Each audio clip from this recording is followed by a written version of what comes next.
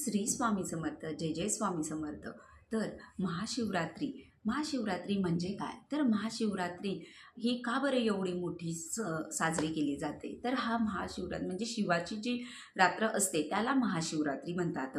तर ही सर्वात मोठी म्हणजे शिवरात्रीमध्ये जी शिवरात्री दर महिन्याला येते, तर त्यामधली खूप आणि अत्यंत महत्त्वाची म्हणजे ही महाशिवरात्री आहे. तर ही महाशिवरात्री का बरं साजरी केली जाते? तर शिवाने त्या दिवशी तांडव केला होता, म्हणून हा दिवस त्यांच्या स्मृतार्थ केला जातो हा महाशिवरात्रीचा. तर आणि त्यानंतरच म्हणजे शिव आणि पार्वती यांचा यांचा पण विवाह याच दिवशी झाला होता, त्यामुळे त्याला महाशिवरात्री असे म्हटले जाते. तर महाशिवरात्री आपल्याला साजरी करायची आहे. तर बघा, अंधारावर प्रकाशाचा विजय व आध्यात्मिक दृष्ट्या आपल्याला हा म्हणजे त्याच्यासाठी हा प्रकाश टाकणारा हा दिवस मानला जातो. म्हणून बघा, तुम्ही या दिवशी ज्या महाशिवरात्री दिवशी कोणत्याही सेवा केल्या तर तुमची आध्यात्मिक दृष्टी तर तुम्हाला त्याच्या आध्यात्मिक दृष्टी आपल्याला म्हणजे त्याच्यामध्ये प्रगती होते. त्यानंतरच दुसरा म्हणजे आपल्याला आपल्या मनोकामना वगैरे पूर्ण होतात. तर ही शिवाची जी पूजा आहे ती आपल्याला कशी करायची आहे, कधी करायची आहे आणि कुठे करायची आहे? तर याचा हा पर्वकाल जो आहे एकदम म्हणजे निश्चित काल म्हणतात. तर तो हा कधी आहे? तर हा आपल्याला 15 फेब्रुवारी म्हणजे ह्या वर्षी आता 15 फेब्रुवारीला आलेला आहे. तर 15 फेब्रुवारी आहे, वार जो आहे तो रविवार आहे. तर त्या दिवशी आपल्याला चुकूनही काही चुका करायच्या नाही आहेत. तर बघा, तर तुम्ही हा जो निश्चित काल जो आहे तो रात्री 12:18 चालू होणार आहे. ते तुम्हाला 1:28 आहे. हा सर्वात उत्तम म्हणजे दिवस म्हणजे पूर्ण महाशिवरात्रीचा जो कालावधी आहे त्यामध्ये हा सर्वात उत्तम म्हणजे आपण महादेवाला काय असतं तर हे महाशिवरात्री रात्री महाशिवरात्रीला जागरण करतात आणि आपण 3-4 प्रहार जे असतात त्या प्रहाराला आपण पूजा अर्चा करायची असते महादेवांची.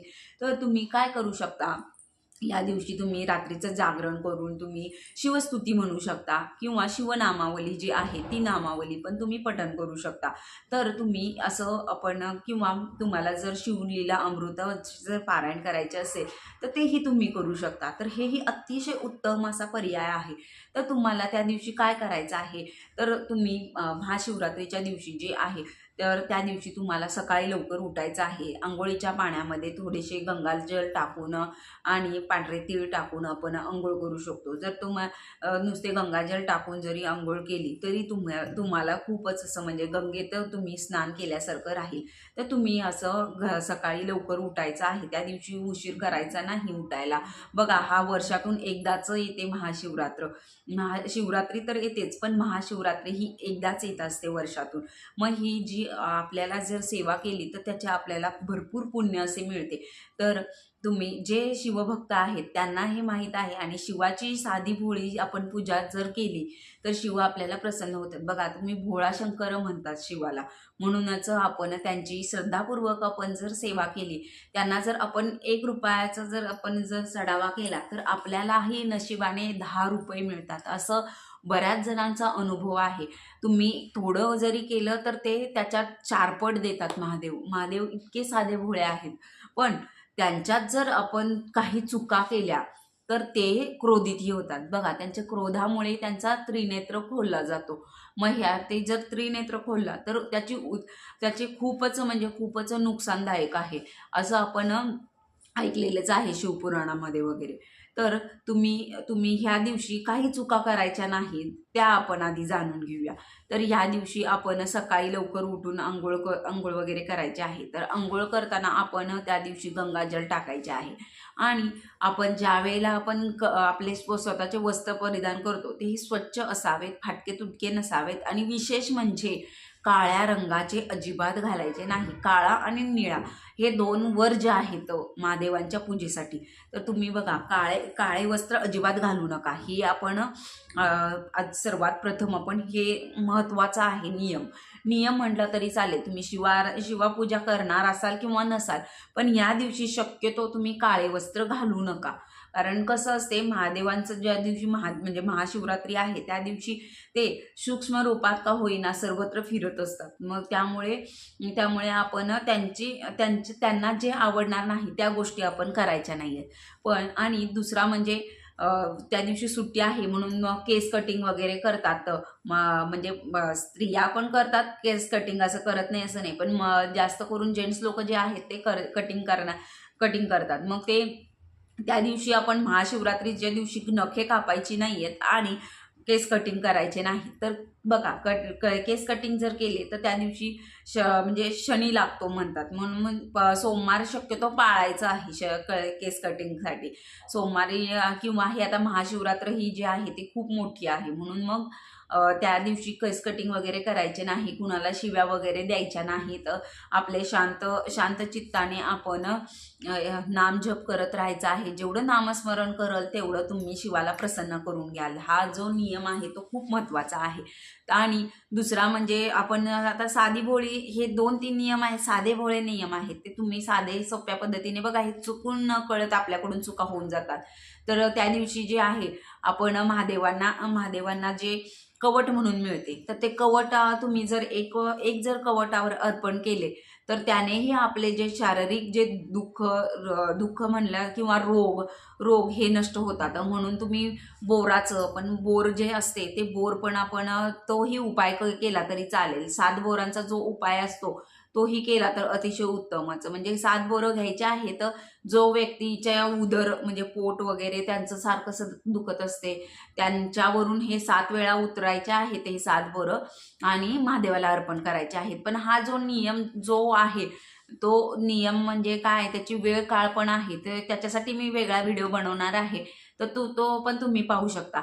पण आपल्याला हे जे महाशिवरात्री निमित्त आपल्याला काही चुका न करता आपण ही महादेवांची पूजा करायची आहे. तर बघा, निश्चित काळ जो आहे त्या आपल्याला रात्रीचं 12 वाजता चालू होणार आहे. तर बघा, ही महाशिवरात्री जी आहे ते रात्री जागरण करून आपल्याला पूजा करायची असते. तर आता बघा तुम्ही, शिवलीला अमृत आहे, त्यामध्ये कथा तर आहेच. बघा, म्हणजे शिकारी असतो जो, तो त्याच्याकडून ही न कळत कशी सेवा घडून गेलेली आहे. तर बघा, ते झाड असतं, त्या झाडावर उभारलेला असतो, तो बसून असतो आणि त्याला शिकारी करायची असते. तर शिकारीसाठी तो कोणत्याही प्राण्यांची हे करतो, तर त्याला एकही प्राणी त्या दिवशी मिळत नाही. मिळतात मग ते उशिरा मिळतात. मग बघा 12 वाजता जे मिळतात, मग त्यावेळेला त्यांना बाण वगैरे खेचला, त्यावेळेला त्याच्याकडचं जे पाणी असतं ते पाणी पडते आणि तो ज्या झाडावर बसला होता ते बेलाचं झाड होतं. मग त्यामुळे त्याच्याकडून न कळत ते बेलाचे पान ही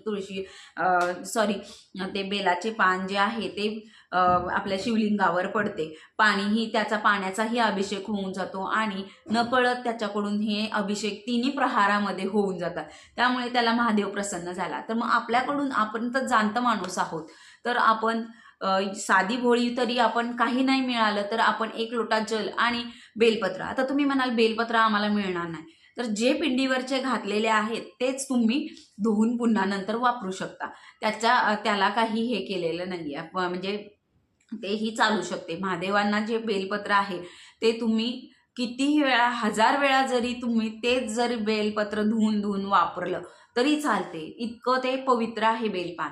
बघा, आणि बेलपानाचं मध्ये चुकूनही तुटलेलं किंवा होल वगैरे पडलेलं असं घालू नये. आणि बेलपान हे नेहमी स्वच्छ धुवूनच घालावे, असं धूळ खाल्लेलं वगैरे घालू नये.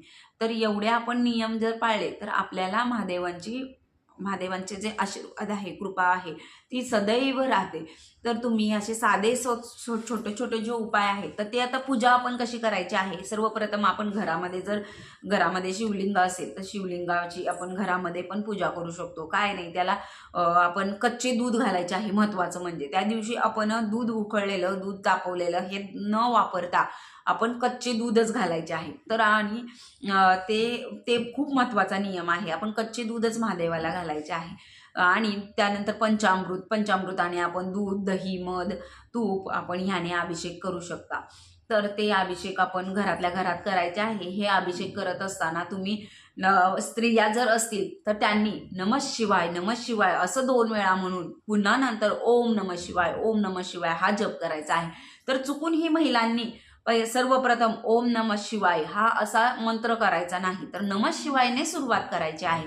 हा महत्त्वाचा म्हणजे अतिशय महत्त्वाचा नियम आहे. तर तुम्ही असा हे जे नियम आहेत साधेसुधे ते आपण करायचे आहेत, पाळायचे आहेत, कटाक्षाने पाळायचे आहेत, जेणेकरून आपल्याला शिवांची कृपा आशीर्वाद मिळेल. आणि गर्भवती स्त्रिया ज्या आहेत त्यांनी काय करायचं आहे, तर महादेवांची जी पूजा आहे ती आपण गर्भवती महिलांनी शक्यतो लांबूनच करायची आहे. कारण कसं आहे, गर्भवती महिलांना स्त्रियांना जी आहे ती ही पूजा वर्ज्य असते. तर गर्भवती महिला म्हणजे तिच्या उदरामध्ये बाळाची उत्पत्ती होत असते, त्यामुळे मग ते आणि महादेवांपाशी साप पण असतो, तर ते साप जो असतो त्या सापाची सावली आपल्या बाळावर पडू नये म्हणूनच महादेवांची पूजा जी आहे ती वर्ज्य असते गर्भवती स्त्रियांना. तर बघा तुम्ही असे छोटे छोटे नियम पाळून आपण ही महाशिवरात्री जी आहे ती आपण करायची आहे सर्वांनी. आणि विशेष म्हणजे आपण ही पूजा जी करणार आहोत तर ही पूजा अतिशय म्हणजे बघा, मनी नाही भाव आणि देवा मला पाव म्हणून असं काहीच होत नसते. तर आपल्या मनामध्ये पण भाव पाहिजे, तर भाव असेल तर श्रद्धा तिथे मार्ग. बघा किती किती अशा हे आहेत की तुम्ही करू शकता. तर तुम्ही म्हणजे साध्या भोळ्या पद्धतीने तुम्हाला काहीच जर जमलं नाही तर तुम्ही 1 लोटा पाणी तरी घेऊन ते पाणी आपल्या मनाने आपण स्वच्छ मनाने, निर्मळ मनाने आपण ते पाणी महादेवांना अर्पण करायचं आहे. बघा त्या दिवशी तुम्ही अर्पण केले तरी खूपच आपल्याला प्रगती होते आपल्या ह्याच्यात. तर 1 लोटा जल सारी समस्या का हल असं आपल्याला पंडित मिश्रांनी सांगितलेले आहे. तर बघा तुम्हीही करू शकता. प्रदीप मिश्रा जे आहेत त्यांचेही आपण खूप यूट्यूबला वगैरे पाहतो, त्यांचे उपाय वगैरे करतो, तर तुम्हीही तसे उपाय करू शकता. आणि बघा तुम्ही ही महाशिवरात्री जी आहे तर तुम्ही ही साध्या भोळ्या पद्धतीने अशी साजरी करू शकता. घरातल्या घरात तुम्ही पूजा अभिषेक करून त्यांना पांढरे फूल व्हायचे आहे. धोत्र्याचे मिळाले तर अतिशय उत्तमच. त्यांना धोत्र्याचे फूल, फळ, बेलाचे पान, किमान तुम्ही एकच का होईना बेलाचे पान व्हायचे आहे. तर महादेवांना जी आपण बेलाची पाने वाहतो ते नेहमी विषम संकेत व्हायचे आहेत. बघा तुम्हाला जमेल तेवढे तुम्ही बेलाची पानं तुम्ही वाहू शकता. आणि त्यानंतर आपण वात, हे शिवरात्री वात म्हणून पण मिळते, ती आपण आणून तुपाच्या ह्याच्यामध्ये तुपामध्ये आपण त्या वाती लावायच्या आहेत. त्यानेही आपले मनातील इच्छा वगैरे पूर्ण होतात. तर ही शिवरात्री वात जी असते ती तुम्ही लावू शकता महादेवांना. आणि आपण हे जे चालू असताना म्हणजे आपण ती जो दिवा असतो तो दिवा आपण तिथेच लावायचा आहे. आणि तिथे आपण तो दिवा शांत होईपर्यंत, ह्या आपण शिवरात्री वाती जे लावणार आहोत तर त्या शांत होईपर्यंत तुम्ही तेथेच बसून निदान ओम नमः शिवाय या मंत्राचा तरी जप करावा, किंवा श्री शिवाय नमस्तुभ्यम आपण हा कोणत्याही मंत्राचा जप केला तरी तुम्हाला हा लाभ मिळणारच आहे. तर झालेली जी काही सेवा आहे ती मी महाराजांच्या चरणी अर्पण करून मी माझा व्हिडिओ इथेच थांबवते. पुन्हा भेटू आपण नवीन नेक्स्ट व्हिडिओमध्ये. श्री स्वामी समर्थ. जय जय स्वामी समर्थ.